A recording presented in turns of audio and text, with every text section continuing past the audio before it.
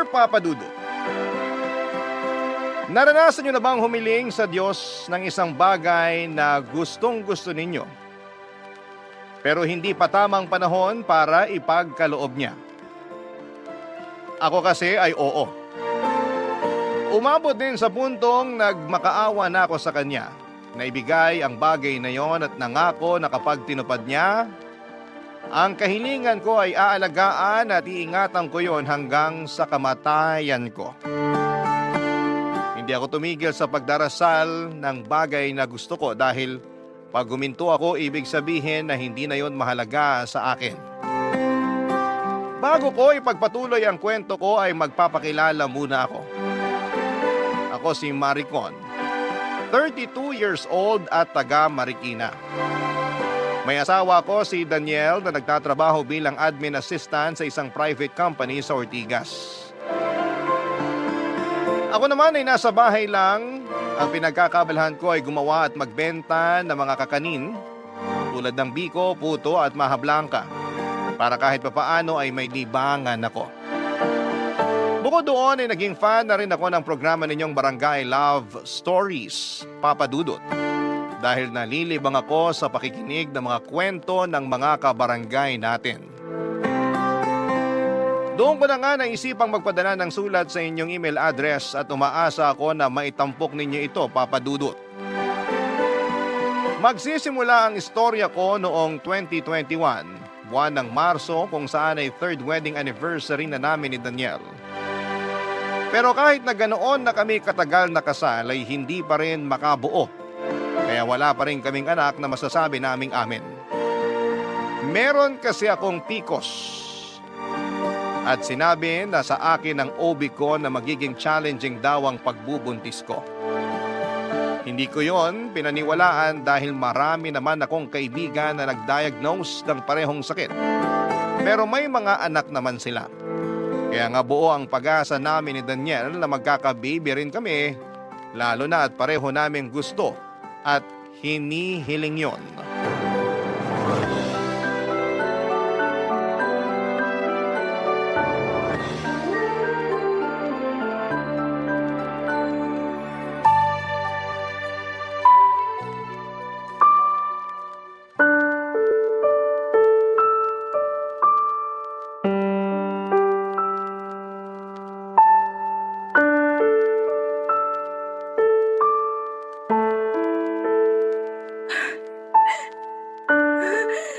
Negative na naman!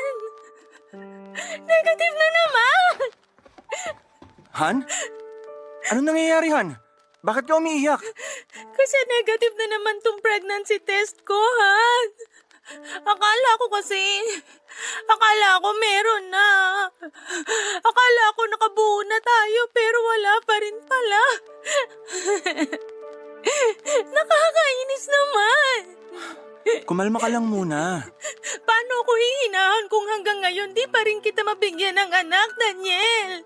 Wala naman kaso sa akin yun eh. Anong walang kaso?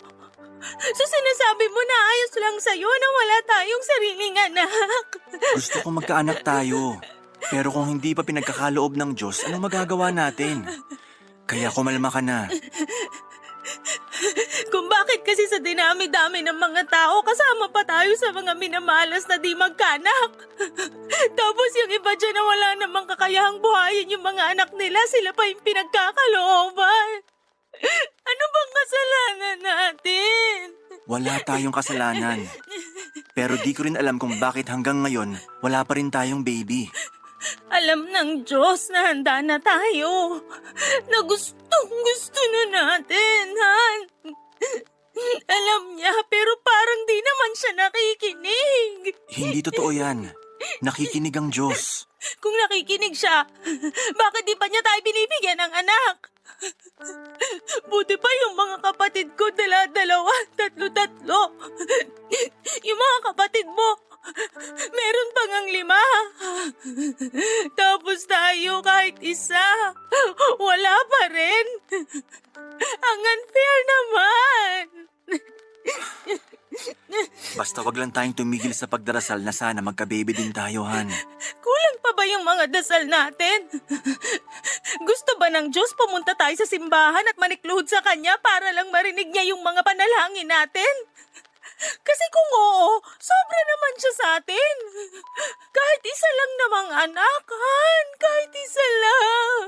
Bakit di pa sa atin mabigay-bigay? Huwag ka nang umiyak, Han. Pati ako naiiyak na rin eh. Natatakot lang kasi ako. Natatakot saan? Na hindi ka mabigyan ng anak. Tapos iwanan mo ako. Saan naman ang galing yan? Sa akin lang. Naisip ko kasi ganun nangyari sa dati kong kaklase nung college eh. Biruin mo. 7 taon na silang magkarelasyon at 4 na taon ng kasal pero wala pa rin silang anak. Ayun. Pinagpalit siya ng mister niya sa iba. At dun pa talaga sa bayarang babae na nabuntis nun. Tapos, may kakilala pa ako na iniwan din ng mister niya kasi di sila nabubuhayan ng baby. Laging nalalaglag dahil di raw makapit. Gustong-gusto na raw magkaanak nung lalaki kaya bumuntis ng iba at iniwan din yung kakilala ko. Hindi naman ako katulad ng mga lalaking yun, no? Kahit na gusto ko nang magkaanak, di ko magagawang iwan ka para lang matupad yung pangarap ko. Gusto ko maging tatay, pero ikaw yung magiging nanay ng baby natin, Han. Baka sinasabi mo lang yan ngayon pero bukas makalawa magbago na isip mo ha. Baka mamaya makakilala ka ng ibang babae na may kakayahang bigyan ka ng anak. Tapos... Kung gagawin ko yun, edi hindi ko na tinupad yung sinumpaan natin sa altar na magsasama sa hirap at ginhawa. Tsaka mahal kita, Han. Ikaw yung pinakasalan ko. Ikaw yung gusto ko maging nanay na magiging anak ko. Ngayon kung wala pa talaga o kung hindi talaga tayo pagkakalooban ng anak, ayos lang basta magkasama tayo. Buo na rin naman yung pamilya natin kahit tayong dalawa lang. Iba pa rin yung may anak, Han.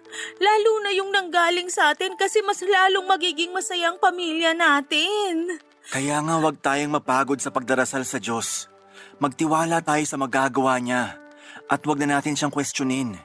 Kasi naniniwala ako na darating yung panahon na magiging magulang din tayo, Han. Salamat, Han. Di ka talaga pumapalya ng pag-aani yung nararamdaman ko. Mabuti nandyan ka. Hindi ko kasi alam gagawin ko kung wala ka. Hindi ako mawawala. Lagi mo akong maaasahan.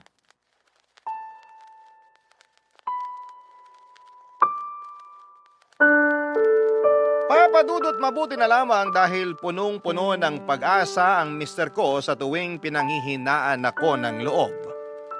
Malaking bagay yon upang makaya kong harapin at tanggapin ang kakulangan ko bilang isang babae. Kaya naman na-appreciate ko talaga si Daniel ng mga panahon na yon. Doon ko rin na-realize na iba-iba pala ang epekto ng PCOS sa mga babae. Kaya gano'n na lamang ang frustrations at iyak ko nang hindi pa rin kami magkaanak ng mister ko. Pakiramdam ko ay wala akong kwentang babae. Sabi pa naman sa akin ng mama ko ay tungkulin ng isang babae na bigyan ng anak ang asawa niya. Kaya nga kami umabot sa 9 na magkakapatid pero masaya naman kahit mahirap ang buhay namin. Sa kabila ng lahat ay hanga ako sa mister ko dahil pinatunayan niya sa akin na mahal niya ako at ang pagsasama namin kahit wala pa kaming anak. Hindi niya pinaramdam sa akin na kulang ako at kapalit-palit. Kaya nga nandun pa rin ang pag-asa ko na balang araw ay mabubuo ang pamilya namin dahil mabibigyan ko na siya ng anak. Hindi rin naman ako tumigil sa pananalangin sa Panginoon na sana ay dinggin niya ang munting kahilingan ko. Nangako ako kung bibigyan niya kami ng anak ni Daniel ay mamahalin namin ito at aalagaan. Sisiguraduhin namin na maibibigay namin ang magandang buhay para sa anak namin sa abot ng aming makakaya. Pero mukhang may ibang plano yata ang Diyos para sa amin.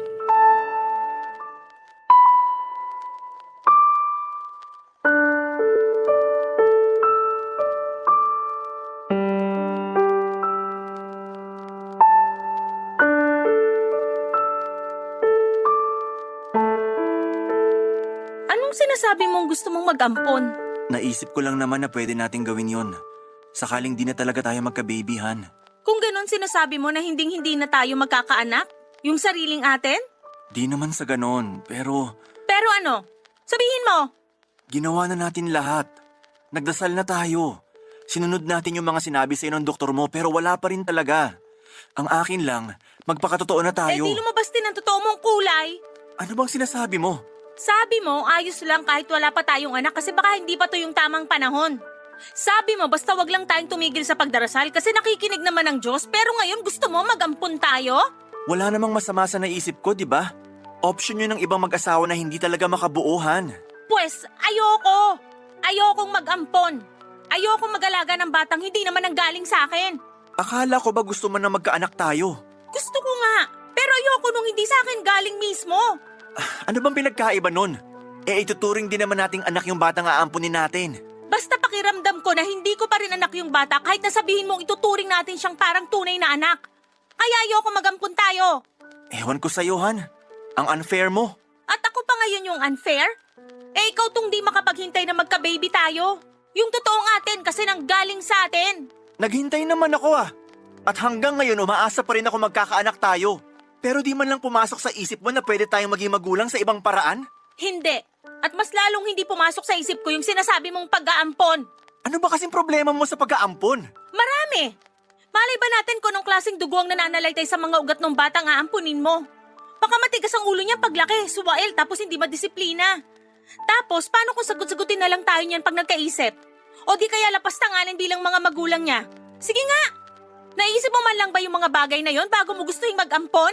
Hindi mangyayari yun kasi nga ituturing natin siyang parang tunay na anak. Mamahalin natin siya bilang mga magulang niya, Han. Hindi ganun kadali yon. Paano ko mamahalin yung batang hindi nga nanggaling sa akin? Ikaw lang naman yata ang may issue. Dinadamay mo lang yung inosenteng bata. Siguro kaya di pa rin tayo binibigyan ng anak kasi di ka pa talaga handang maging magulang. Anong sinabi mo? Ulitin mo nga yung sinabi mo? Narinig mo yung sinabi ko. Bahala ka na nga dyan. At saan ka pupunta? Daniel, kinakausap pa kita!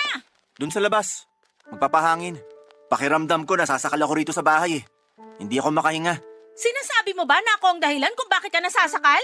Sino pa nga ba? Meron pa ba tayong ibang kasama? Tayong dalawa lang naman yung tao rito sa bahay. Ang sama mo!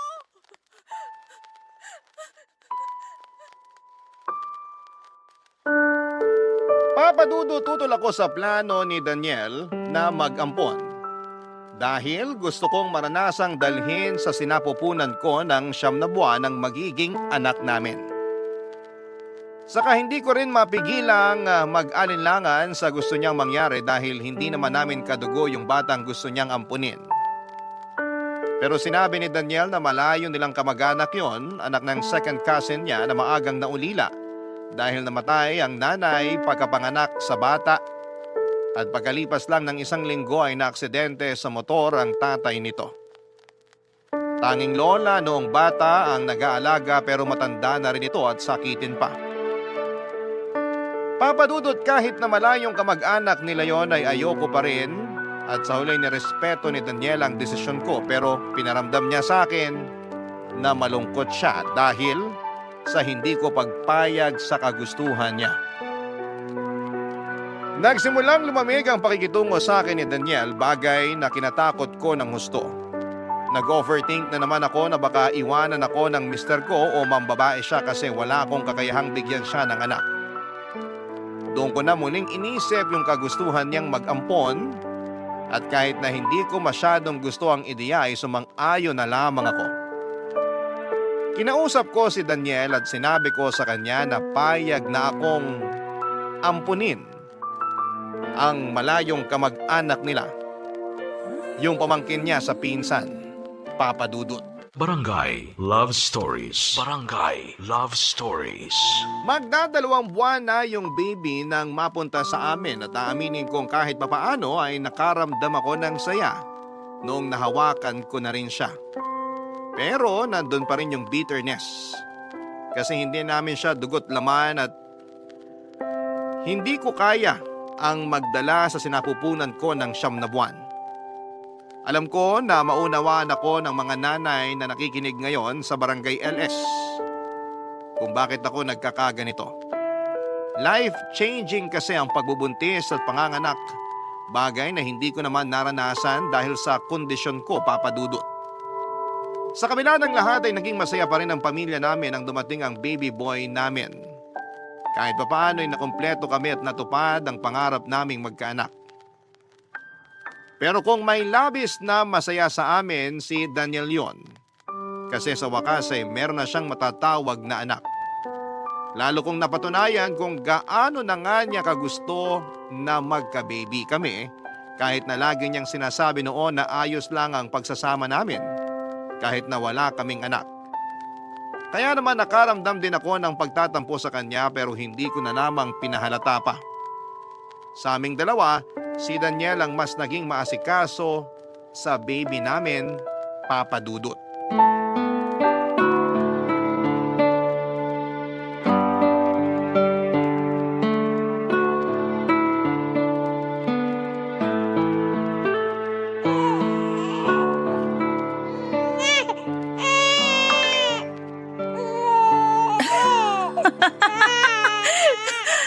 Dami talagang alam nitong BFF ko.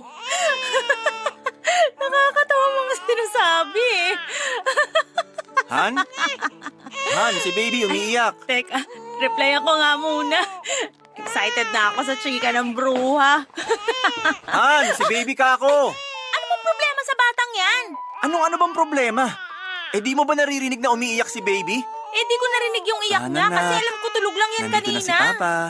Ang sabihin mo, busy ka kasi kaka-cellphone. Ano bang problema mo sa pagsi-cellphone ko? Wala na ba akong karapatang mag-cellphone sa pamamahay na to? Meron. Pero sana unahin mong bantayan yung anak natin kaysa makipagchismisan dyan sa mga kaibigan mo. Daniel naman. Kanina pagsi-cellphone ko pinapakialaman mo. Ngayon pati pakikipag-usap ko sa mga kaibigan ko? Sumusobra ka na yata.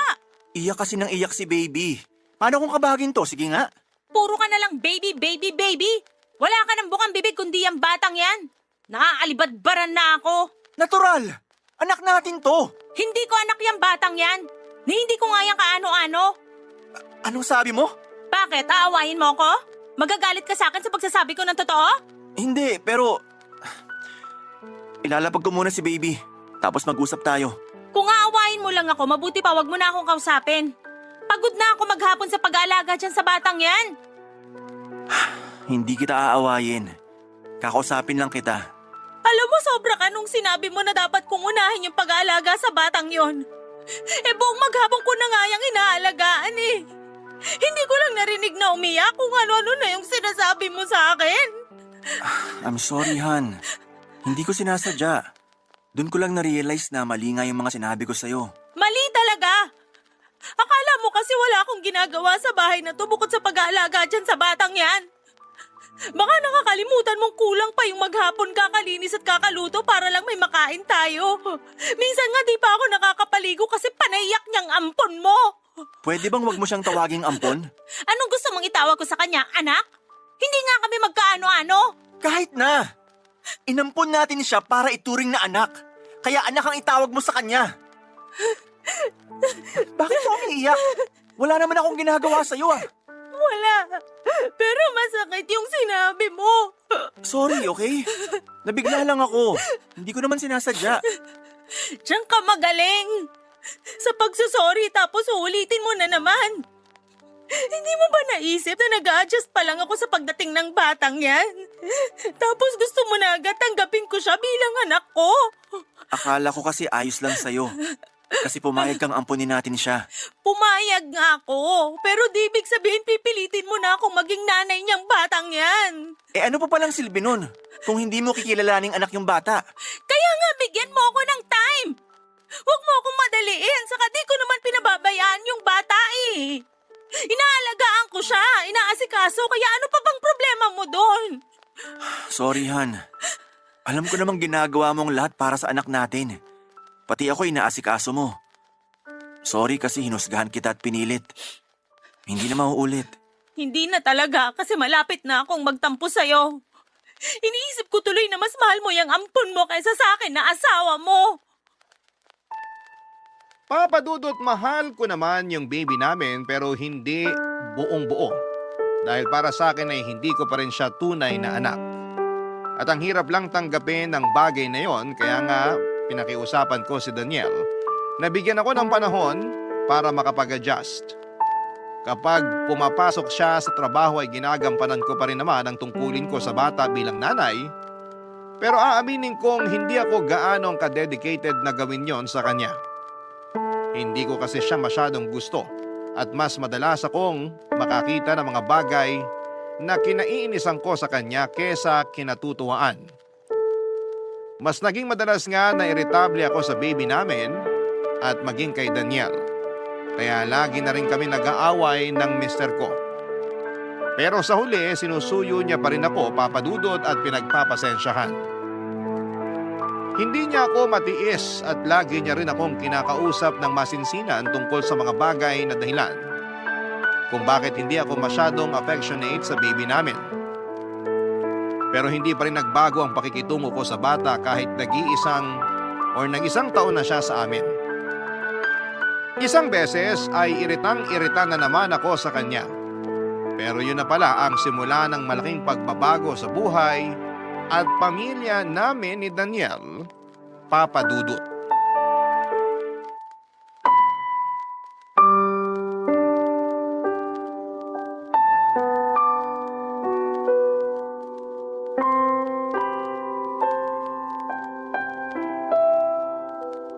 Oh my gosh! Oh my gosh! Daniel! Daniel, halika rito! Ano ba yun, Han? May nangyari ba sa'yo? Wala! Ay, meron pala! Meron nangyari sa akin at sigurado akong matutuwa ka kapag nalaman mo. Matutuwa ba talaga ako? Eh bakit ka naiiyak dyan? Hindi lang kasi ako makapaniwala na dininig na ng Diyos yung matagal na nating panalangin. Oh, tingnan mo tong pregnancy test. Dali, tingnan mo. Patingin nga. Totoo ba to? Oo, Han. Totoo yan. 2 linya. Ibig sabihin positive. Buntis ka? Magkaka-baby na ulit tayo? Oo, pero this time yung galing na talaga sa atin, Han. Salamat sa Diyos! Kasi tinupad niya yung hiling natin. Oh, bakit ka naman naiiyak dyan? Di ba dapat masaya lang tayo? Oo nga, pero di ko mapigilan eh. Masaya naman ako pero kakaiba lang yung kasiyahan ko kasi sa wakas magkakaanak na tayo, Han. Naranasan ko na rin naman maging ama simula nung dumating yung panganay natin. Kaya nga lalo ko na-excite na maging tatay ulit. Ako rin. Excited na ako maging nanay sa baby na nanggaling sa akin, Han. Matagal ko na kasing pangarap na maranasang magbuntis tapos nagkatotoo na. Kumpleto na ang pamilya natin. Matagal na kumpleto ang pamilya natin. Madadagdagan lang ng miyembro kaya mas magiging malaki. Sigurado ako matutuwa ang panganay natin kasi magiging kuya na siya. 1 taon pa lang naman siya. Hindi pa niya maiintindihan yon. Sa bagay, pero excited lang akong ibalita sa kanya. Ikaw talaga? Unahin mo munang sabihan yung parents at mga kapatid mo. Sigurado ako na matutuwa sila pag nalaman nila yung magandang balita. Lalo na sina mama at papa. Tagal na nilang gustong magkaanak tayo. At natupad na naman yun nang dumating sa buhay natin ang panganay natin, Han. Oo nga. Pero iba pa rin naman yung totoong galing sa atin talaga. Sa bagay, may punto ka rin naman. Alam mo, siguro nakita ng Diyos na handa na tayo maging magulang nung nag-ampun tayo. Kaya pinagkalooban na niya tayo ng anak. Ha? Ganun ba yun? Pakiramdam ko lang. Bakit? Mali ba ako? Di naman sa ganun, pero pwede bang wag mo muna masyadong involved dito yung panganay natin? Bakit naman? Anak natin siya. Alam ko naman yun, pero gusto ko lang yung tayo-tayo lang muna. Ikaw, ako, saka yung magiging baby natin. Anong ibig mong sabihin? Hindi ko rin alam. Basta, Labo mo naman, Han. Yung panganay na naman natin yung pinagdidiskitahan mo. Eh wala naman siyang ginagawang masama sa'yo. hindi ko siya pinagdidiskitahan, no? Yun kaya yung tono mo. Pinagsasabi mo. Masyado ka lang advance mag-isip. Saka ayang ka na naman eh. Mas kinakampihan mo na naman yung batang yun kesa sa akin na asawa mo. Malamang nakampihan ko siya. Wala pa naman siyang kakayahang ipagtanggol yung sarili niya. Ikaw tong matanda. Ikaw dapat mas nakakaintindi. Gusto mong i-echipwera yung panganay natin, anak din naman natin yun. Pag-aawayan pa ba natin to? Kasi kung oo, sayang naman yung magandang balita, di ba? Ikaw kaya nag-umpisa. Huwag mo ibalik sa akin yung sisi.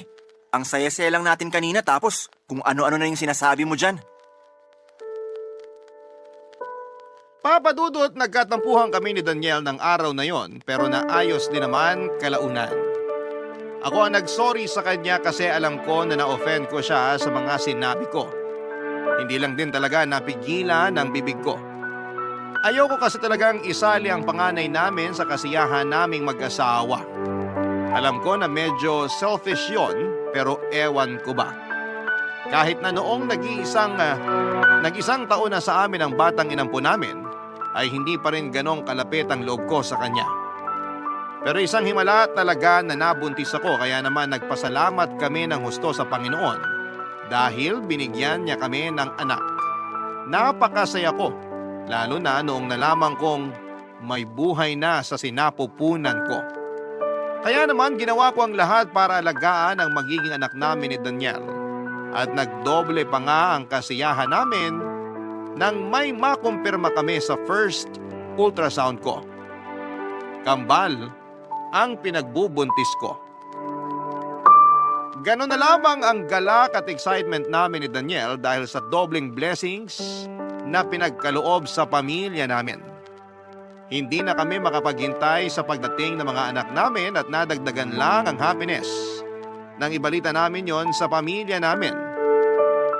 Pero syempre hindi nawala ang mga nagtanong kung ano daw ang plano namin sa batang inampo namin ni Daniel. Walang plano ang mister ko dahil malapit siya sa bata.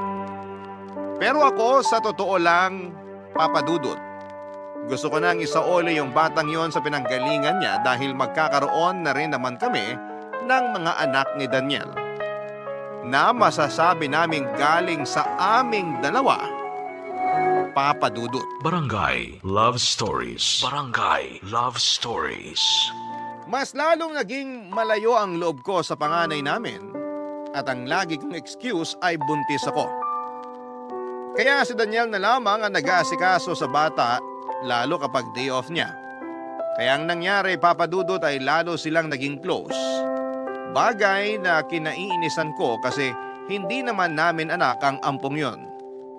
Nagtanim ako ng galit sa bata hanggang sa dumating ang araw na isinilang ko na ang kambal namin. Bumalik ang labis na saya sa pamilya namin at napasabi ako sa Diyos na wala na akong mahihiling pa.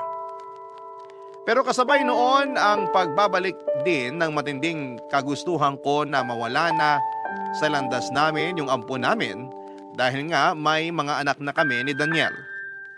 Naisip ko na kahit na anong gawin ko ay hindi ko talaga siya magugustuhan. At hindi ko rin siya ituturing na parang tunay na anak. Hindi ko siya mamahalin katulad ng pagmamahal ko sa mga anak ko, Papa Dudut.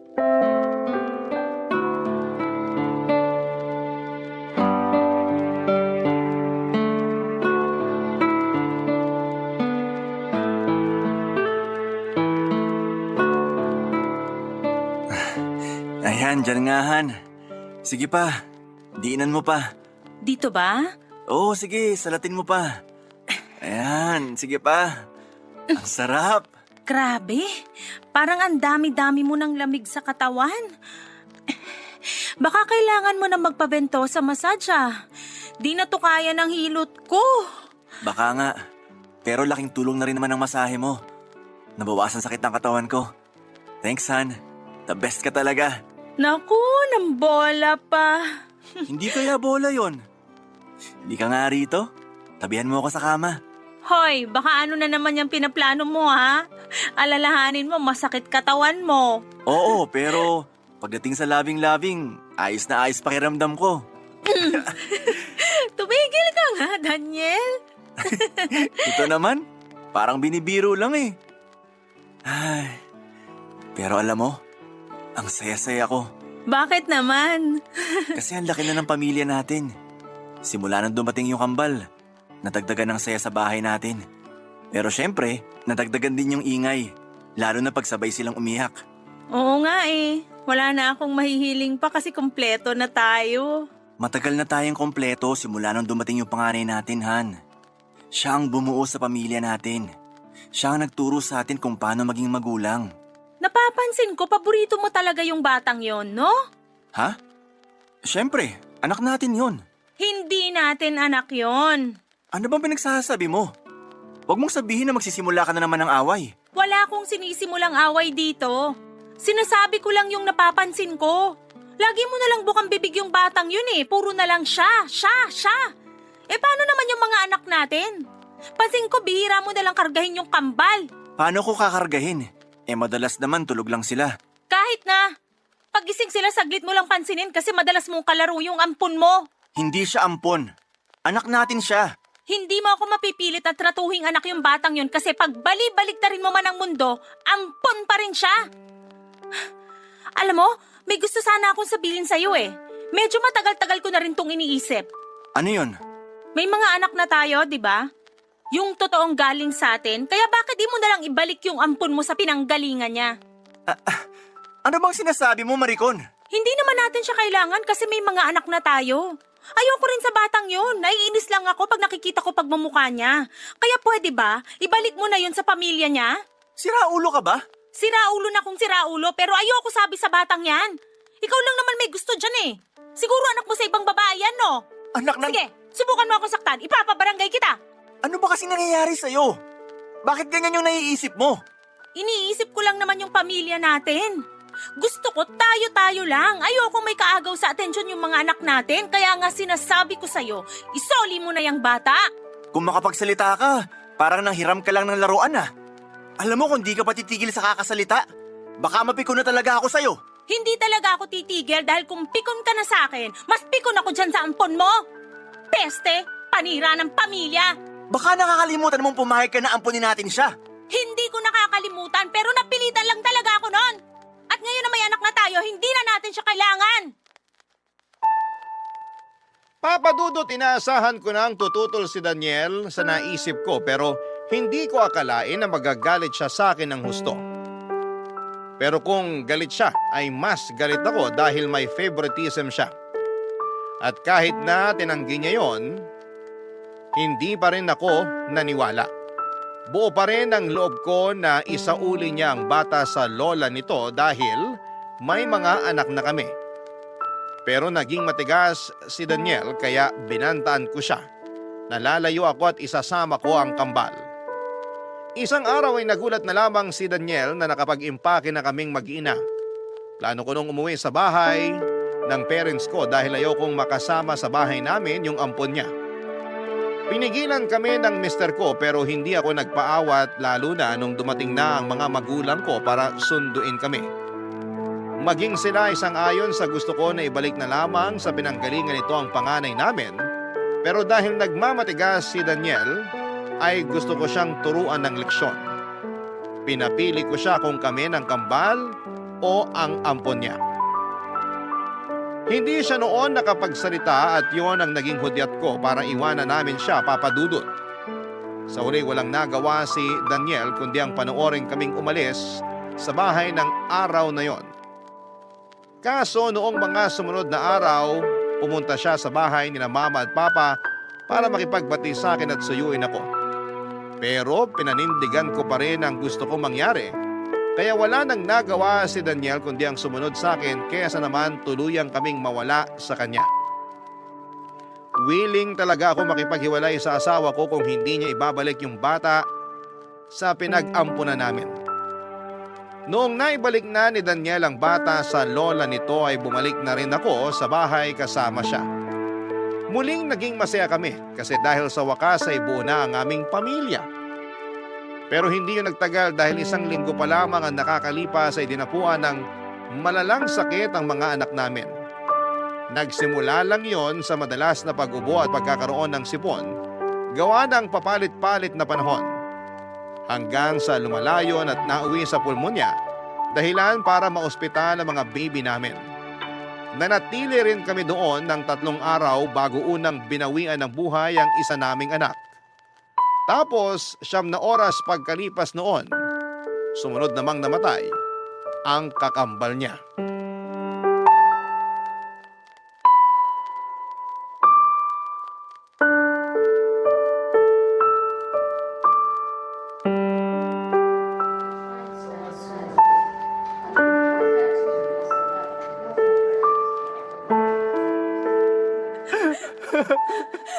Mga anak!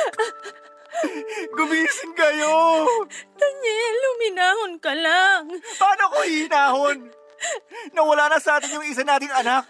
Tapos sumunod naman yung kambal niya. Wala na. Wala na tayong mga anak.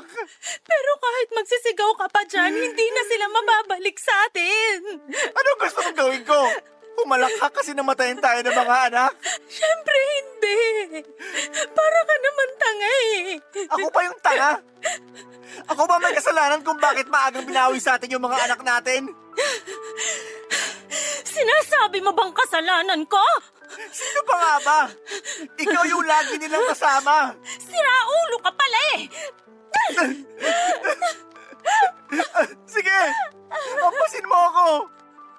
Sige, lakasan mo pa. Kapal na mukha mong sisihin ako. Sino sisisihin ko? Yung kapitbahay? Yung mga magulang mo? Eh, ikaw yung nanay. Kaya nawala sa atin yung mga anak natin. Kasi pinabayaan mo. Alam ng Diyos na hindi ko pinabayaan yung mga anak natin. Kaya wala kang karapatan na isisi sa akin yung mga nangyari. Ikaw nga itong madalas wala kahit araw ng day off mo. Mas gusto mong pumasok sa trabaho. Hindi mo nga ako matulungan sa pag-aasikaso sa mga bata tapos ako pa sisisihin mo. Hindi ko lang matanggap. Nawala sila sa atin ng ganun kabilis. Marami pa tayong pangarap para sa kanila eh. Pero bakit ganon?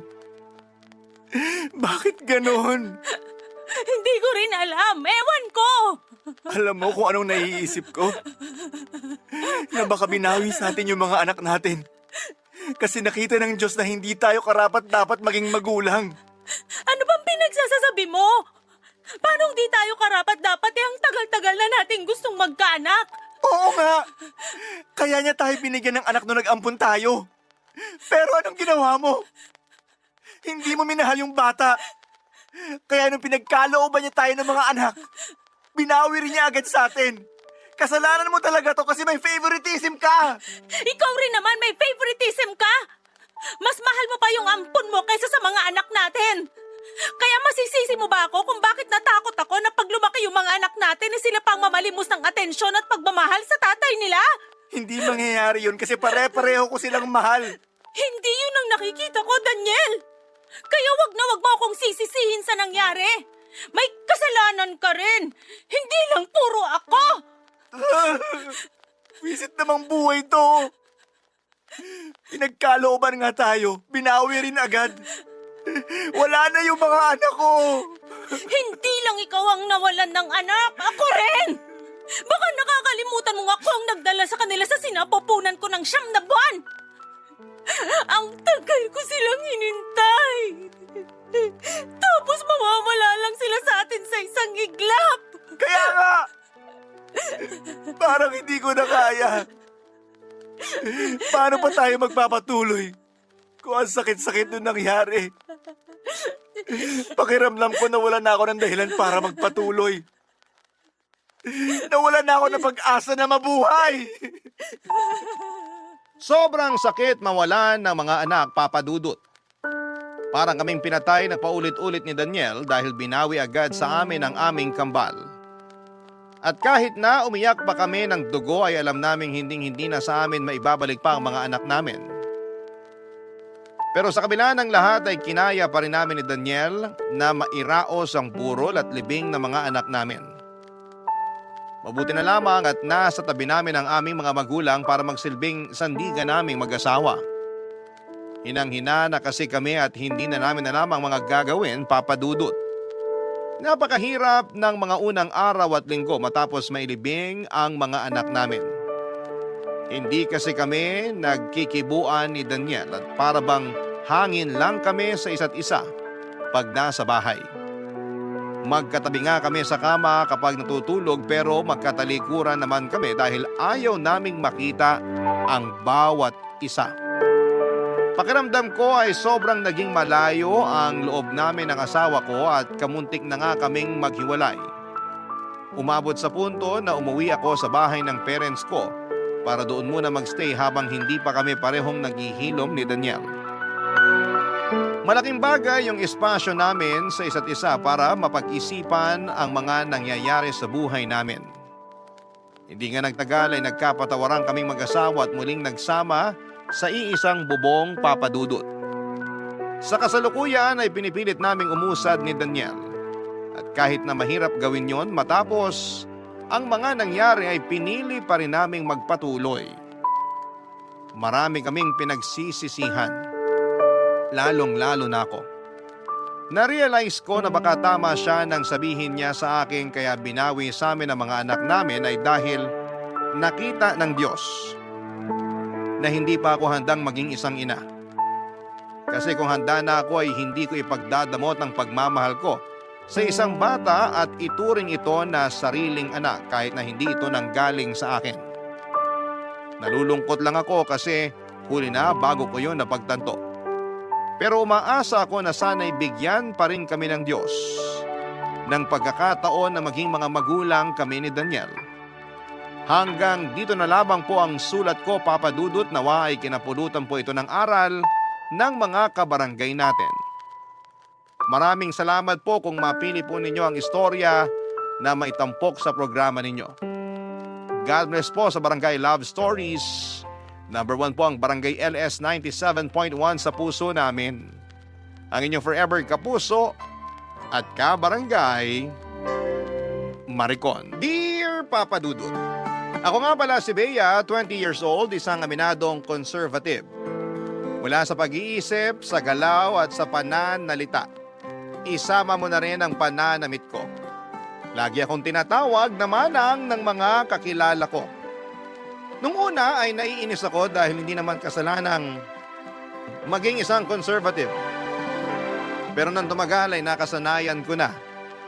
Ibit-balikat na lamang ako lagi sa tuwing may nangpupuna sa pinili kong identity. Hindi naman ako naapektuhan. Masaya at tanggap ko na kung sino at ano ako.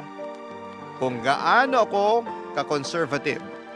Ganon naman ka-liberated ang nanay ko. 20 years old siya noong isinilang ako at hindi ko nakilala ang tatay ko. Hindi rin naman nagkwento ang nanay ko. Hindi ko hinanap ang tatay ko at hindi naman ako pinilit ng nanay ko na gawin yon. Sa pagdadalaga ko ay mas naging malinaw sa akin ang relasyon namin ng nanay ko.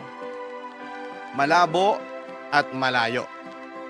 Hindi kasi kami naging close noong nagdalaga na ako. Malaking dahilan noon ang pagkakaiba naming dalawa, Papa Dudut. Hindi ko naman sinasadya, lagi na iparamdam sa kanya na hindi ako komportable sa tabi niya. Hindi rin naman niya pinipilit ang sarili niyang makipaglapit sa akin. Isang bagay na nagustuhan ko sa nanay ko. Bukod doon ay wala ng iba pa. Malimit kaming mag-usap maliban na lamang kung may kinalaman sa pag-aaral ko o sa pagkain sa bahay. Hindi ko siya nakikwentuhan dahil iniiwasan ko siya, Papa Dudut. Minsan ay napuyat ako sa kakahintay sa kanya dahil may assignment ako sa school at kailangan ko siyang ma-interview. Ayoko sanang gawin pero kailangan. Lumutin na lang siyang lasing at pasuray-suray habang ako ay nakaismid na nakatingin sa kanya, Papa Dudut.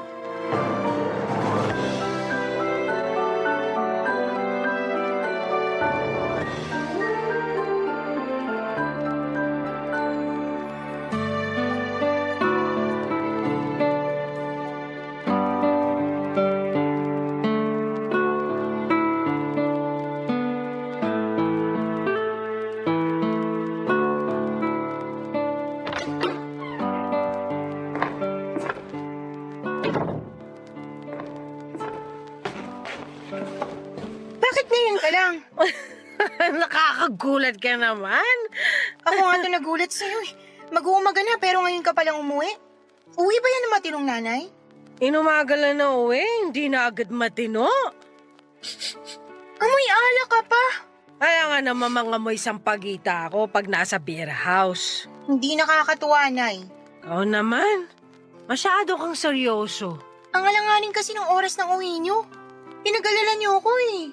Ang sweet naman ng anak ko, nag-aalala ka talaga. Nag-aalala ako sa sasabihin ng ibang tao. Lagi na lang kayong topic ng mga marites eh. Ano bang pakialam ko sa kanila? Kahit ulamin ko pa yung bote ng beer, wala dapat silang pakialam. Yan. Yang ganyang mindset mo. Yan, Nay. Kaya ka pinag-iinitan ng mga tao eh. Kahit umapoy pa sila, wala akong pakialam. Kailan ka pa kaya magkakaroon ng pakialam? Sa'yo, may pakialam ako sa'yo kasi anak kita. Kung may pakialam ka sa akin, sana umakto kayo ng tama. Wala naman kasing mali sa ginagawa ko eh. Masama ba na mag-enjoy sa piling ng alak? Single naman ako. Pero may anak kayo. At hindi naman kita pinababayaan. Alam mo yan. Pero akong napapahiya sa mga tao dahil sa mga kagagawan niyo eh. Bakit ako mahihiya? Krimen ba ang uminom ng alak? Dapat ka na bang ikulong kapag nagpapakasaya ka? Hindi ko na kayo makontrol, Nay. Hindi mo naman ako dapat kinokontrol. Dapat, sinusuportahan mo ko. Parang ginagawa ko sa'yo. Suportado ko ang pagiging manang mo. Hindi ako manang ah. Aba, narinig mo na ba mga sinasabi ng mga kapitbahay natin sa'yo? Mas manang ka pa raw kaysa sa mga lola ng lola nila. Wala akong pakialam sa sinasabi nila. Hindi ako susunugin sa impyerno dahil lang sa pagiging manang ko. Eh, di parehas lang pala tayo. Wala talaga akong pakialam sa sasabihin nila. Apir nga tayo dyan, nanak. One time lang. Pwede bang maligo muna kayo para mawala yung kalasingan nyo? Ipaapir-apir pa kayo nalalaman dyan eh. Opo, nanay. Maliligo na po. Pasensya na po. At magkape kayo para bumaba ng amats nyo. Alam mo na mga alak lang at orange juice ang trip kong inumin. Nay! Apo, masusunod, mahal na mana, mahal na reyna. Hindi na po ako natutuwa. Bakit ba ang init ng ulo mo sa lasinggerang nanay mo? May assignment kasi ako sa klase at kailangan kitang may interview para doon. Pero dahil sa kalagayan mo ngayon, mukhang imposible kong magawa. Interview lang ba? Sus! Kaya ko yan. Ilabas mo ang mic at ayusin mo ang sofa. Para kunwari nasa talk show tayo. Ikaw si Boy Abunda at ako ang guest mo. Ay, teka. Ikaw si Bea. Bea Bunda! Ang witty ko ron kahit lasing ako, ha? Ewan ko sa inyo. Tulog na nga lang kayo. Maghahanap na lang ako ng ibang nanay na makakausap ko ng matino. Nagmarcha na ako palayo sa nanay ko at pumunta na sa kwarto ko, Papa Dudut. Pinagbagsakan ko siya ng pintuan para mahalata niyang hindi ako natuwa sa inaasta niya. Kaya lang alam ko hindi yon effective. Kilala ko ang nanay ko, hindi ito balat sibuyas na katulad ko. Kahit anong sabihin mo sa kanya, ipapasok lang sa isang tenga at mabilis lang ding lalabas sa kabila. Siguro'y na-immune na siya sa mga sinasabi ng ibang tao sa kanya mula sa umpisa. May mga alam naman ako sa nangyari sa nanay ko noon bago niya ako isinilang. Nakwento lang ito ng mga kamag-anak namin, Papa Dudut. May dahilan sa pagiging liberated ni nanay. Sa side ng family niya, natanggap na yon. Pero ako na lang siguro ang hindi pa. Kahit magkasama kami sa isang bahay, hindi ko magawang masanay sa ugali niya. Nagmana si nanay sa pagiging liberated sa tatay niya, ang aking lolo. Palibasa, nagtrabaho sa Amerika ang lolo ko noong kabataan niya at naimpluwensyahan niya si nanay. Kabaliktaran naman si lola. Kay lola ko marahil nakuha ang pagiging conservative ko o yung pangaasar sa akin na isa raw akong manang. Nung nabubuhay pa ang lola ko, siya madalas ang nag-aalaga sa akin. Dahil si nanay ay ini-enjoy ang pagiging malaya niya at liberated. Inalagaan din naman ako ni nanay pero mas naging close ako kay lola. Dahil kaparehas ko siya, sa kanya ko nakuha ang values na pinangahawakan ko pa rin hanggang sa ngayon. Kaya naman sa tuwing nakikita ako ni nanay ay lagi niyang naaalala ang lola ko. Sa tuwing nakikita ko naman si nanay, naaalala ko sa kanya si lolo. Ewan kong balanse itong matatawag. Pero para sa akin ay hindi. Dahil ang pagkakaiba namin ang siyang dahilan kung bakit hindi kami magkasundong dalawa, Papa Dudut.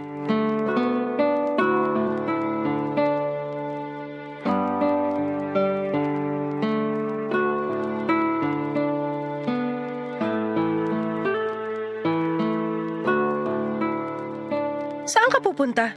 Imimit ko lang po yung best friend ko, birthday niya. Makiki-birthday ka sa best friend mo sa ganyang damit? Seryoso ka ba? Ano problema sa pananamit ko? Lahat! Disente ang suot ko. Di ka lang sanay sa ganitong pananamit. Hindi lang ako sanay makakita ng baduy manamit. Magpalit ka nga! Magkakasurais ako sa damit mo eh. Ayoko, magandang suot ko. Anong maganda? Tumingin ka na ba sa salamin? Lahat ng salamin dito sa bahay tiningnan ko na. Walang pangit sa suot ko. Anong salamin yung tinignan mo? Yung basag? Ay nako, ang lakas mangpuna ng damit samantalang kayo. Kita na ang kaluluwa? Paulit-ulit mo nang sinasabi yan. Tanggap ko naman. Natural ang kaluluwa ko at walang halong kemikal. Kaya okay lang. Pero yung suot mo ngayon, natural at puro kemikal na kabaduyan. Sige nga, anong masama sa suot ko? Naka-turtleneck ng floral at long sleeves pa. Sa Baguio ba ang birthday? Nilalamig ka, girl? Magkakatonsillitis ka ba kapag hindi ka gumamit ng floral na turtleneck? Regalo to ni Lola sa akin. Kahit regalo pa yun ng guardian angel mo, dapat hindi mo tanggapin. Tapos ipapares mo sa naguhumiyaw na tiger print na palda? Tapos rubber shoes na pula? Anak ba kita? Nasa nagdadala lang yan. Hindi mo nga madala ng maayos. Naaawa ako sa mga makakakita sa'yo sa totoo lang. Magpalit ka. Huwag mo akong bigyan ng kahihiyan. Hindi ako magpapalit. Maganda nga tong suot ko para walang makasilip. Walang magkakaroon ng interes na silipang ka. Magpalit ka. Halika, tutulungan kita. Ayoko nga. Plano mo ba maging mascot sa birthday ng kaibigan mo? Kasi kung oo, edi congratulations! Ang lakas mo manlait, Nay. Samantalang ikaw ang iksi ng mga suot mo. Parang lagi mong pinapasilip ang rayuma at varicose veins mo. Uy, wala akong varicose veins. Rayuma. Nagsisimula pa lang. Huwag mong pakialaman ang ugat at tuhod ko, ha? Ang dapat mong pakialaman ay kung paano ka tamang mag-mix and match ng suot. Naka-mix and match na to. Nakamix lang pero hindi match. Utang na loob, magpalit ka! Ano na lang sasabihin ng ibang tao sa akin? Pinalaki kitang walang fashion sense? Hindi ko yung kakayanin. Iiyak ako! Ewan ko sa inyo. Babalik ako bago dumilim. Bea, please! Try mo namang umuwi ng lagpas alas 7 ng gabi. Kahit umuwi ka pagkatapos ng 24 oras, matutuwa na ako. Ibigay mo na to sa akin. Magpagabi ka sa daan. Gusto kong ma-enjoy mo ang kabataan mo. Ini-enjoy ko ang kabataan ko sa paraang gusto ko. Paano mo malalaman na yan ang gusto mo hindi mo pa nga natatry yung sinasabi ko? Sa nakikita ko po sa inyo, wag na lang. Ayoko nang matry. Bea! Aalis na po ako. Nandito na ako bago gumabi.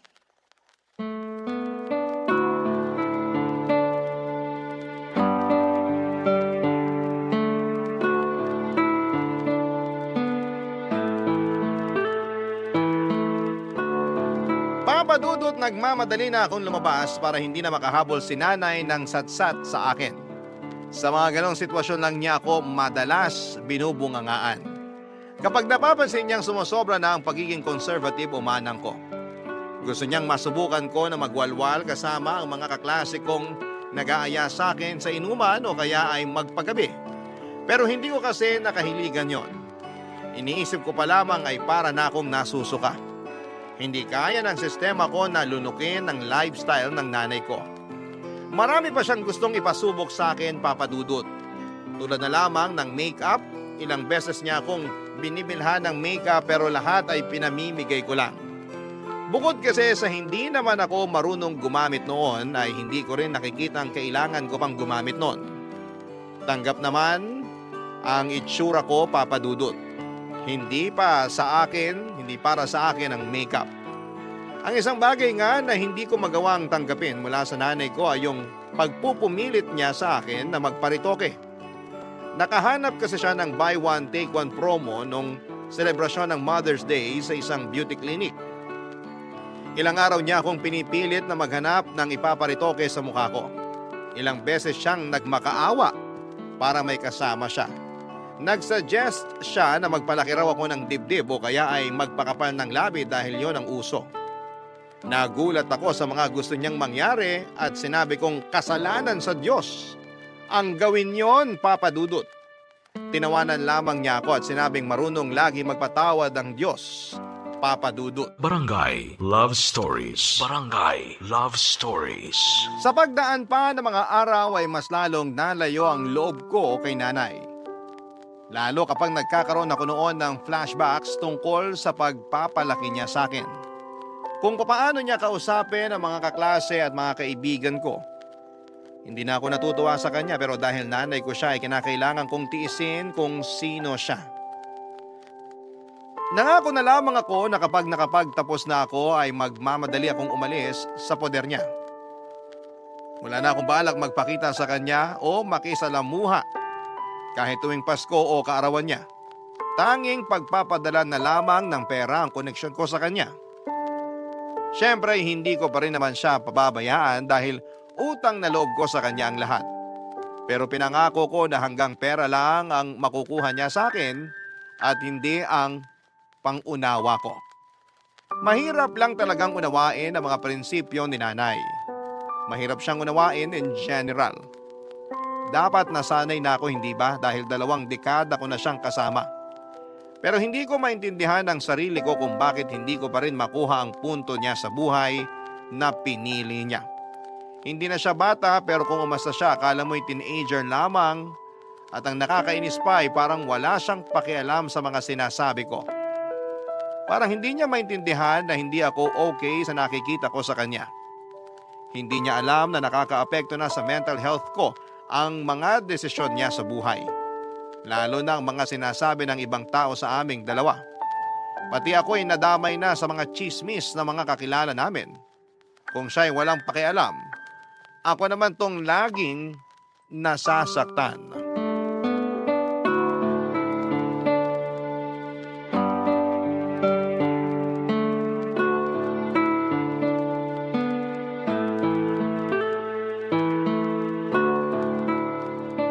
Nay! Ano na naman itong pinag-uusapan ng mga marites sa kanto natin? Aba malay ko, hindi naman kami close. Ikaw na naman ang tampulan ng chismis. Kung di pa ako napadaan doon sa tindahan ni Aling Miding, hindi ko pa malalaman na ikaw na naman ang topic. Ano na naman ba ang napansin nilang mali ko? Sige nga, isplok mo sa akin ang mga sinasabi ng mga perpektong marites na yan. Totoo bang namimigay ka ng kondom sa mga binata sa kanto natin? Oo! Regalo ko yun para sa mga malilikot na binata. Mahirap na. Baka hindi pa sila handa magkaroon ng mga anak. Condom is the key. Hindi nyo ba alam na nakakahiya yun? Lantaran yung pinakita sa mga tao na inaabutan mo ng mga kondom yung mga binatang yun. Hindi lang inabutan. Pinagsabihan ko pa. Tsaka tinulungan ko kung paano gumamit. Baka mabutas nila di talo rin. Naririnig nyo po ba mga sinasabi nyo, Nay? Oo naman no. Mukha lang marumi ang tenga ko pero malinaw ang pandinig ko.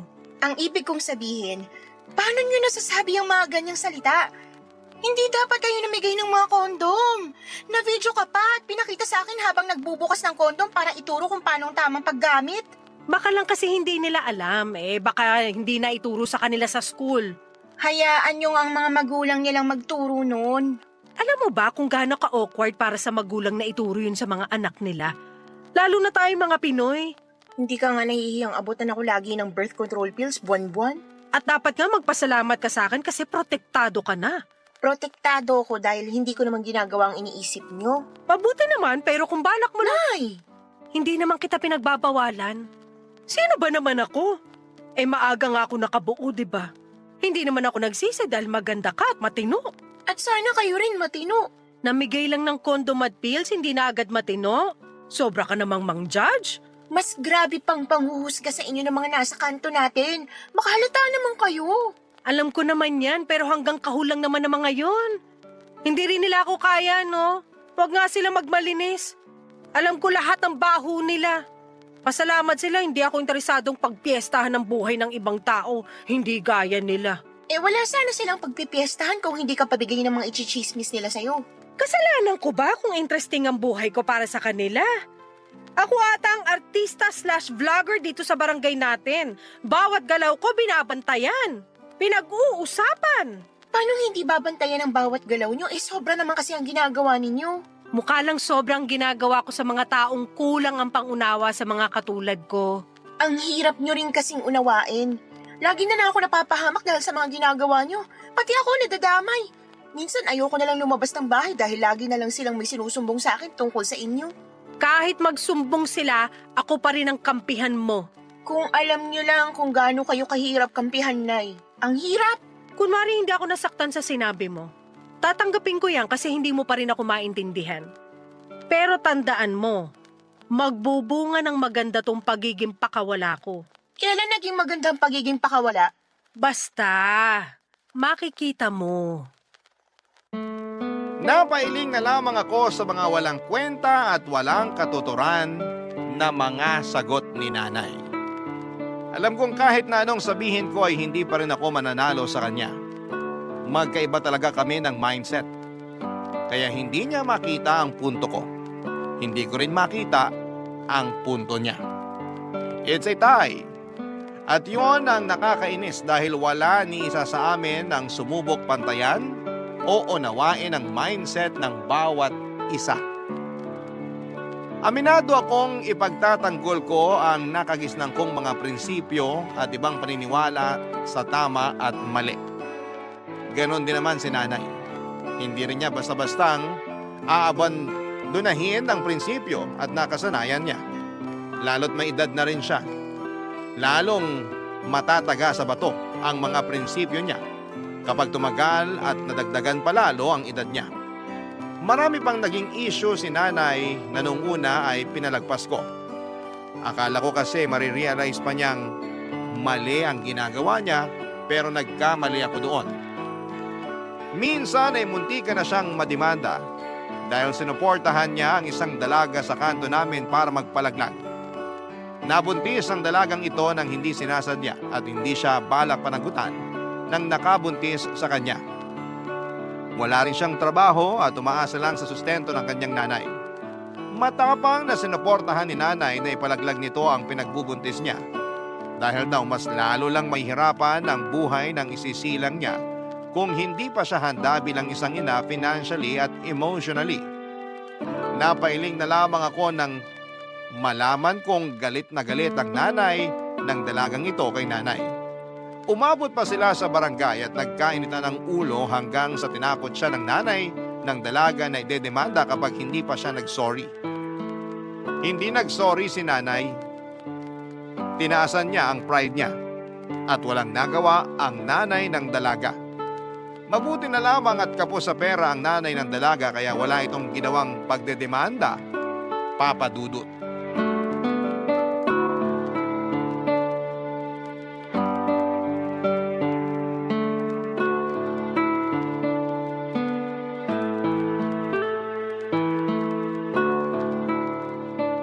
Nay, Ano yon? dadalawang boyfriend ko si Lucio rito. Anong oras ka aalis? Hindi na ako aalis. Di ba sinabi niyo na may lakad kayo ngayon? Sinabi mo kasi nadadalaw ang boyfriend mo eh. Gusto kong makilala syempre. Sa Facebook ko lang siya nakikita kapag nagpo-post ka. Gusto kong makaharap siya ng personal para makita ko kung gaano siya talaga kakinis. Nay! Oh, huwag mo sabihing mamasamain mo pa yung comment ko na makinis siya ha. Sobra naman na ata pagiging conservative mo niyan. Ayoko lang na nagko-comment ka ng ganyan sa boyfriend ko. Nakakaasiwa. Ang banal mo naman masyado. May kumakatok. Baka si Lucio na yan. Teka, bagay ba ang lipstick ko sa spaghetti strap na suot ko? Hindi. Ayos, bagay nga. Pagbuksan mo na. Lucio, napaaga naman yung dating mo. Na-excite lang ako na makita ka. Nakaalis na ba nanay mo? Sa kasamaang palad, hindi pa raw siya aalis. Pasok ka na. Salamat. Hello po. Magandang gabi po, ma'am. Nanay na lang itawag mo sa akin. Makinis ka kaya gusto kita maging son-in-law. Nay! Bakit? Makinis naman talaga siya. Nasa lahi lang po siguro. Oh, Bea, narinig mo yon. Makinis ang lahi ni na Lucio. Kaya magpalahi ka na sa kanya. Chos! Nay, ano ba? Ikaw naman? Binibiro ka lang eh. Lucio, ilang taong ka na pala? 25 years old po. Ah, maganda yan. Mas matanda ka dapat sa babae para ma-handle mo siya ng maayos. Ang hirap pa naman pakisamahan nitong si Bea. Madalas lang po yung toyo niya pero kaya ko naman pong i-handle. Lucio? Ay, tumigil ka, Bea. Banding namin to ng son-in-law ko. Nakakatuwa naman po kayo. Parang ang saya niyo pong maging nanay. Sobrang cool. Si Bea lang naman yung nagtatakwil sa akin. Yung mga kabataan dito sa lugar namin, gusto nila ako maging nanay. Paano hindi ka gugustuhin parehas mong pakawala? Ano yun? Sabi ko po, pakawalan niyo na si Lucio kasi kami naman muna ang magbabanding. Teka, may kondom ka ba dyan, Lucio? Nay, sobra ka na! Nagtatanong lang ako kasi sabi mo magbabanding kayong dalawa. Eh mali ko ba kung anong banding yung gagawin nyo? Gusto ko mag-iingat kayo. Wala po akong kondom na naitatabi. Akong bahala sa'yo. May natira pa ako mula dun sa mga pinamudmud ko sa kanto. Nagpamudmud po kayo ng kondom? Oo, buong araw. Hindi niya kailangan ng kondom. So ginagamit mo na yung pills na binili ko sa'yo? Nagpipills ka, Bea? Hindi! Bakit naman hindi? Sayang naman yun. Baka mag-expire. Yung iba pa naman nakuha ko lang dahil naka-promo. Dahil malapit na mag-expire. Gamitin mo na. Unahin mo yung mga mag-e-expire ngayong taon. Dali na. Lagi niyo na lang ako binibigyan ng kahihiyan. Ano bang nakakahiya sa pills at kondom? Malawak lang talaga isip ng nanay mo.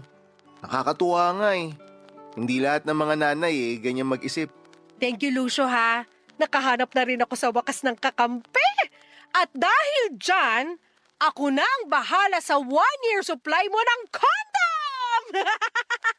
Chos! Nainis ako nang magkampihan sina Nanay at Lucio Papadudot. Pinagkaisahan nila ako. Marami pang binida si Nanay sa pagiging liberated niya. Nakahanap kasi siya ng kakampi kaya ang lakas ng loob niyang bumida sa mga bagay na hindi naman tama. Hindi na nga ako sumasali noon sa usapan nila Papadudot. Tuwang-tuwa si Lucio habang nakikinig kay Nanay. Habang ako naman ay nagpipigil na mainis. Ayoko lang ipakita na bad trip na ako noon kay Lucio. Kaso hindi rin makahalata si Lucio na hindi na ako komportable sa usapan nila ni Nanay. Nainis akong lalo dahil alam naman niyang conservative ako pero harap-harapan niyang pinakikita na mas pabor siya sa pagiging liberated ng isang tao. Nagtatampo man pero sinikap kong hindi yon ipakita sa kanilang dalawa Papadudot. Lalo't nakita kong nagkakasundo na silang dalawa. Siguro'y nagustuhan kong makita na magkasundo ang nanay at boyfriend ko. Kahit na hindi ko gusto ang paraan nila ng pag-uusap. Hindi rin kasi conservative si Lucio at hindi rin naman siya liberated katulad ni Nanay. Nasa gitna lamang siya. Pero noong pagkakataong nagkaharap at nagkausap na sila, parang na-recruit na ni Nanay si Lucio para maging katulad niyang pakawala. Hindi na ako natutuwa. Kaya naman hinila ko na si Lucio at sinabing may panonoorin pa kaming pelikula sa kwarto. Tinukso kami ni Nanay at sinabing baka magpanggap lang kaming manonood pero iba naman pala ang gagawin namin. Sinabayan niyo ng malakas na tawa ni Lucio. Mas lalo kong nailang at nainis. Kaya ang ginawa ko ay pinauwi na lamang si Lucio at nagpanggap na may kailangan lamang akong tapusin na school project. Naniwala naman si Lucio at hindi na halata ang totoong nararamdaman ko. Nagpaalam na si Lucio at si Nanay naman ay naghanda na rin para umalis.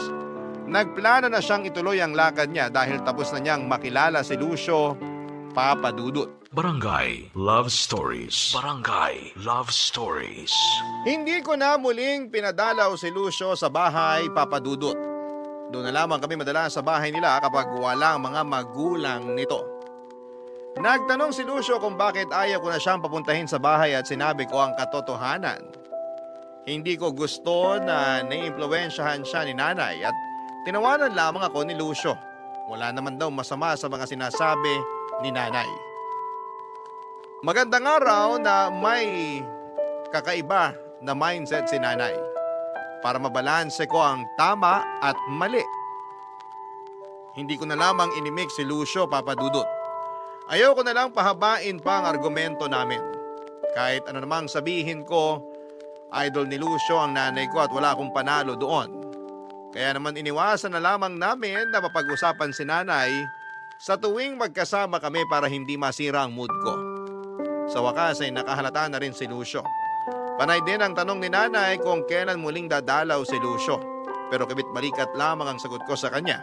Hindi naman niya ako kinukulit pa. Lagi na lamang kibit-balikat ang sagot ko kay nanay sa tuwing may sinasabi o tinatanong ito sa akin na malayo sa prinsipyo ko. Alam ko minsan na nainis na rin siya dahil ayaw ko siyang sagutin ng tama o totoo. E ano bang magagawa ko? Nahuli ni nanay ang inis ko sa kanya. Mabuti nga't nakaramdam na siya na hindi ako komportableng makipag-usap sa kanya. Hindi na rin niya ako pinipilit na sumagot sa tuwing kinakausap ko siya. Nakita na niyang nag-set ako ng boundaries pagdating sa relasyon naming mag-ina.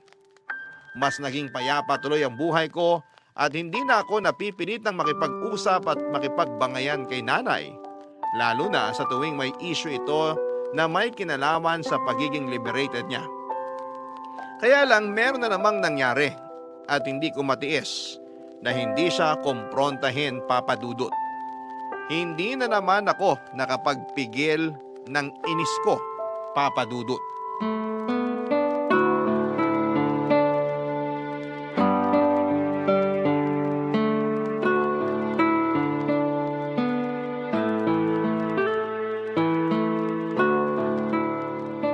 Nay, mag-usap nga tayo.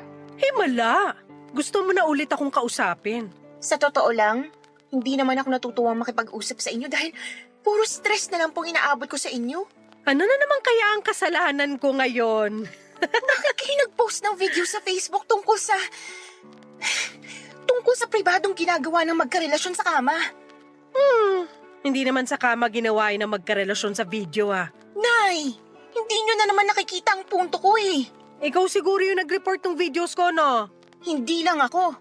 Paniguradong may iba ring tao na naasiwa sa pinost nyo. Hindi naman sa Facebook tamang i-post ang mga ganyan eh. Eh saan? Dapat hindi kayo nagpo-post ng ganun kahit saan. Pribadong bagay yan. Naku, sa Amerika nga, mas lantaran pa ang mga pinopost nila kaysa sa akin. Gatuldok lang yung pinost ko kumpara sa pinopost ng mga kano. Huwag niyo pong ikumpara ang Amerika sa Pinas dahil kahit 2024 na, hindi pa rin lahat ay bukas ang isipan sa ganun. Kaya nga ako nagpo-post para mabuksan ang isipan ng mga feeling santo ng mga tao sa Pinas. Walang masama sa pag-aano.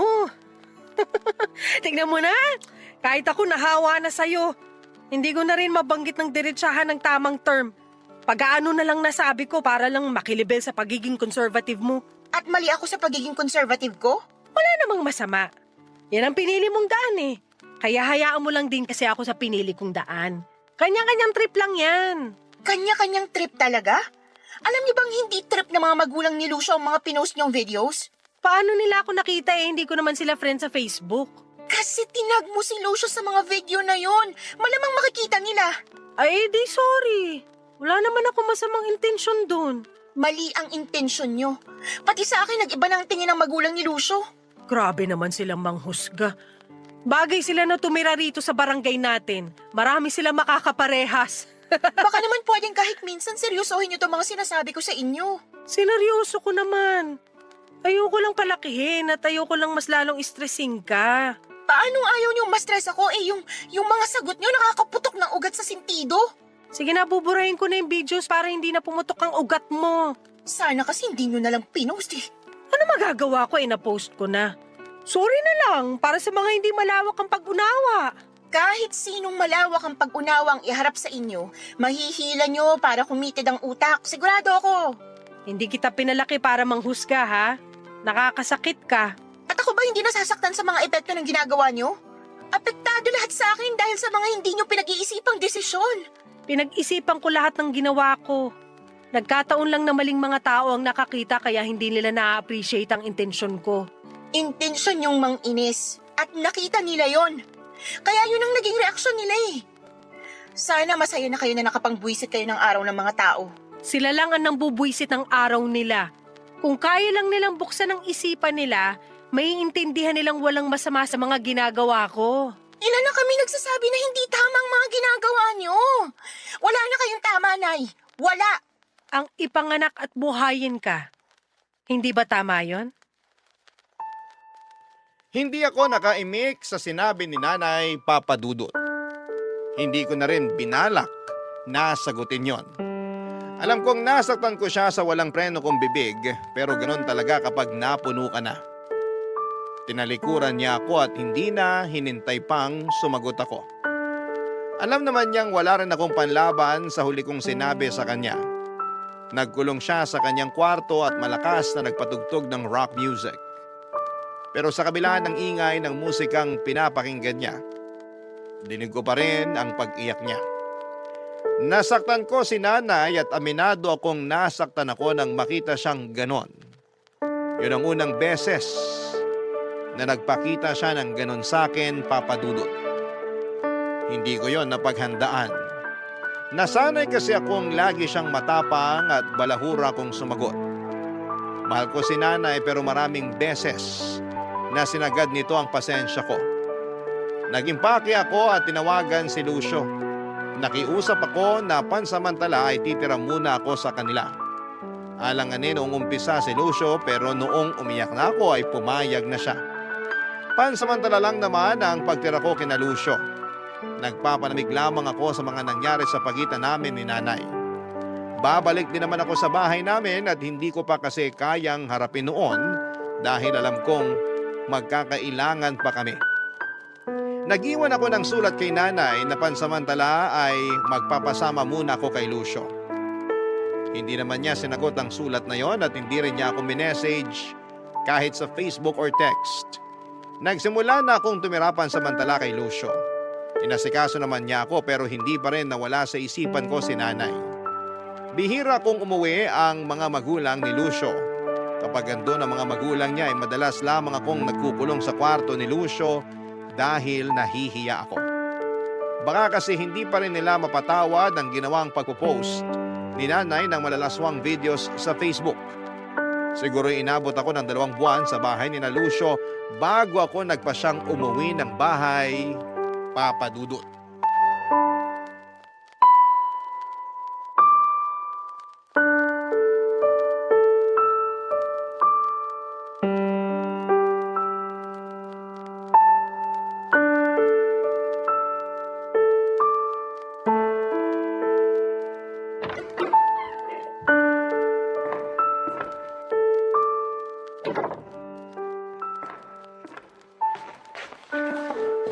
Nay, Uuwi ka pa pala.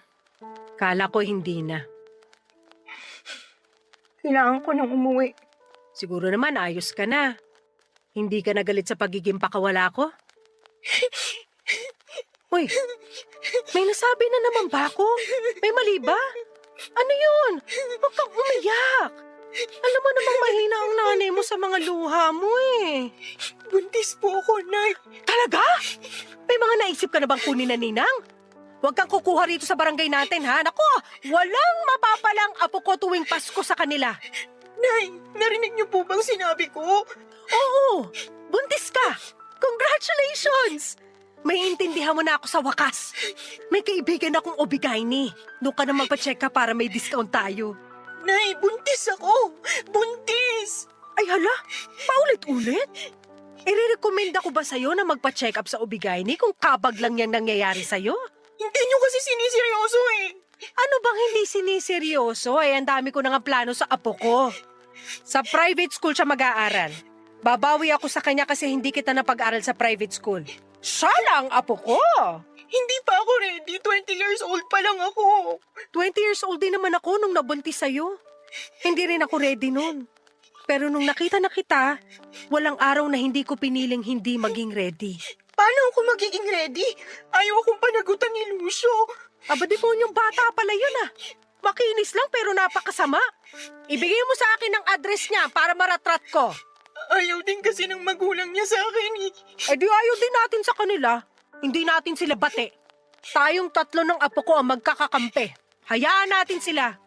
Sabi ni Lucio baka raw hindi sa kanya itong dinadala ko. Hindi ba? Sa kanya po. Ano ba namang tanong yan? Nagtanong lang ako. Huwag ka magalit. Paano hindi ako magagalit? Lalaking walang ama tong pinagbubuntis ko. Matutulad ako sa inyo. Wala namang masama na tumulad ka sa nangyari sa akin. Maayos naman kitang pinalaki. Matalino ka. Alam mo ang ginagawa mo sa buhay. Madalas nga, mas nanay ka pa kaysa sa akin eh. Kaya mo yan, anak. Maniwala ka sa sarili mo. Hindi ko to kaya ng walang amang anak ko. Makaya ko naman. Masaya naman ako. Makakayanan mo rin yan. Paano nyo nasabi? Aminado naman ako nung simula na natakot ako.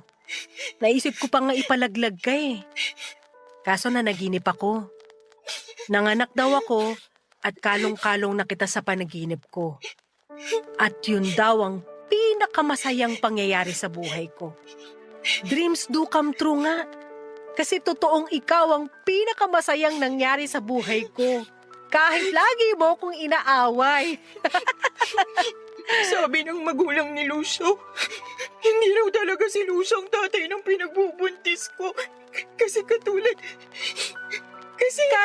katulad mo raw ako. Pakawala. Huwag ka nang umiyak. Wala talaga tayong kontrol sa sasabihin at iisipin ng ibang tao. Pero may kontrol tayo sa buhay natin. Hayaan mo sila sa mga iniisip at sinasabi nila. Tanggapin mo na lang kahit nakakasakit. Tapos layuan mo na sila. Kasi alam mong hindi sila makakabuti sa'yo. Pero paano po itong pinagbubuntis ko? May experience naman ako sa pagiging single mom. Bea, kaya natin to. Magtiwala ka lang sa pakawala mong nanay. Kaya natin to. Nagdagdag pa ng biro si nanay pero hindi na niya naituloy dahil niyakap ko siyang bigla. Doon na kami parehong naiyak. Yun ang unang beses na niyakap ko siya at naramdaman ko ang takot niya. Alam kong natakot din siya sa nangyari sa akin pero dahil mahina ako at kailangan ko ng kakampi, kaya siya ang tumindig para sa akin. Siya ang naging pader ko na sinandalan kahit alam kong gusto rin niyang magiba dahil sa takot sa pwedeng maging future ko at ng anak ko. Sa unang pagkakataon ay nagkasundo kami ni nanay. Masarap pala sa pakiramdam na maging kakampi mo ang nanay mo. Sana dati ko pa yung nakita. Pero may kailangan lang palang ituro sa akin ng Diyos para magbalik ako sa piling ng nanay ko. Ang nanay ko na sa una ay iniisip kong pakawala. Pero sadyang malaya at gising lang ang kanyang kaisipan. Kaya hindi siya magawang unawain ng ibang tao dahil nagtutulog-tulugan pa rin sila. Tulad ko. Minsan din akong nagtulog-tulugan pero ngayon ay mulat na at gising na. Sa ngayon, Papa Dudut, ay unti-unti nang napapansin ang tiyan ko. Nakikita na kami ng mga kapitbahay sa tuwing lumalabas kami ni nanay para magpa-check up o bumili ng mga kailangan para sa magiging anak ko. Alam naming pinag-uusapan kami ng mga marites sa daan. Pero mas lalo lang kaming nawala ng pakialam. Totoong hindi namin kontrolado ang iniisip at sinasabi nila pero kontrolado naming huwag magpaapekto sa mga laman ng utak nila. Mas pinili naming ireserba ang enerhiya namin para sa mga mas magandang bagay. At yon ay ang pagdating ng panibagong blessing at aral sa buhay namin ni nanay. Ang magiging anak ko. Maraming salamat po sa pagbasa ng aking liham, Papa Dudut. Naway mapakinggan ko po ito sa Spotify dahil doon namin madalas pinakikinggan ni nanay ang mga episodes ninyo. Muli maraming salamat po sa inyo. Ang inyong kapuso at kabarangay forever, Bea.